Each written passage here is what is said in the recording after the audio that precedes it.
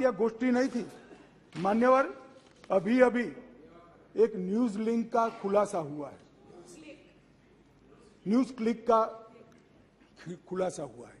अब news click ये सारे लोगों को बहुत पसंद है क्योंकि हमें गाली बोलते हैं, मोदी जी को सवाल पूछते हैं तो बड़े खुश हो जाते हैं, कुछ इनपुट्स भी देते हैं, कुछ वहां से ली हुई चीजों को फॉरवर्ड भी करते हैं। सबके सब है, पूरा यूपीए का गठबंधन है मान्यवर। परंतु ये न्यूज क्लिक किसके पैसों से चलता है? चीनी एजेंसी के पैसों से चलता है।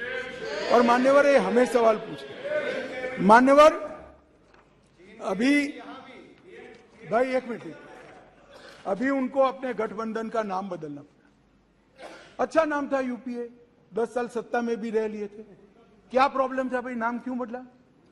आप लोगों को मैं बताना चाहता हूं, देश की जनता को सदन के माध्यम से बताना, इतने सारे घोटाले टोटल लगाया तो 12 लाख करोड़ के बाद मैंने टोटल छोड़ दिया। 12 लाख करोड़ के घपले घोटाले भ्रष्टाचार यूपीए के नाम पर चढ़े हैं, कैसे जाए बाजार में?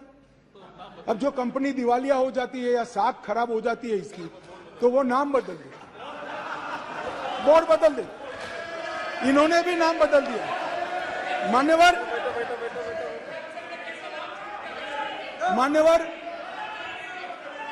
बोफोर्स, एक मिनट भाई,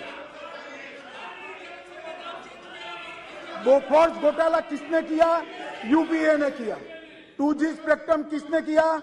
यूपीए ने। सत्यम घोटाला किसने किया? यूपीए।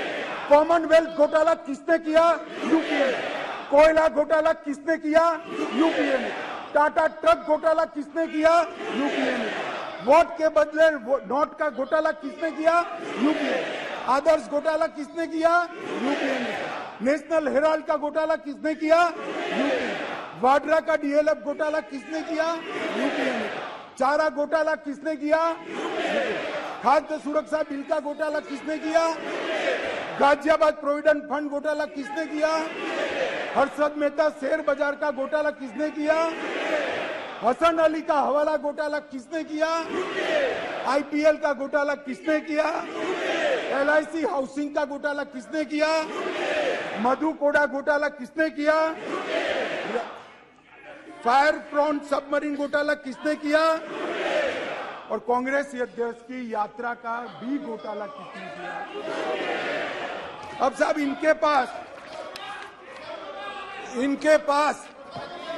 नाम बदलने के अलावे कोई रास्ता नहीं रहा है।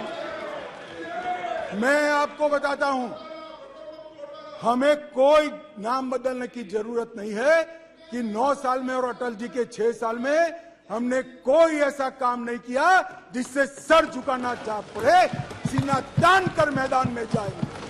मान्यवर, एनडीए ने स्थिरता दी, 10 साल तक स्थिरता दी है। 30 साल से कांग्रेस ने 30 साल तक कोई सरकारों को चलने नहीं दिया। चंद्रशेखर जी को सबसे पहले, चरण सिंह जी को समर्थन दिया सरकार, फिर चंद्रशेखर को समर्थन दिया सरकार, देवगौड़ा को समर्थन दिया सरकार। इनकी फितरत मान्यवर अस्थिरता है। मोदी जी ने, एनडीए ने, भाजपा ने देश को स्थिर शासन दिया है, इसलिए देश विकास है। मान्यवर, मोदी जी ने आजादी के अमृत महोत्सव में देश के बच्चे में मान्यवर देशभक्ति का संस्कार सिंचित करने का काम। मान्यवर, आजादी के अमृत महोत्सव के वर्ष में मोदी जी ने देश के एक एक जन के मन में देश के प्रति सम्मान और सुनहरे भविष्य की आशा को निर्मित करने का काम। मान्यवर, शताब्दी के लक्ष्य तय किए हैं मोदी जी ने, शताब्दी के लक्ष्य तय किए हैं और आजादी का अमृत महोत्सव समाप्त होते ही 15 अगस्त को अमृत काल शुरू होगा। 25 वर्ष के अंदर हर क्षेत्र में भारत को विश्व में नंबर 1 बनाने का लक्ष्य मिलते हैं।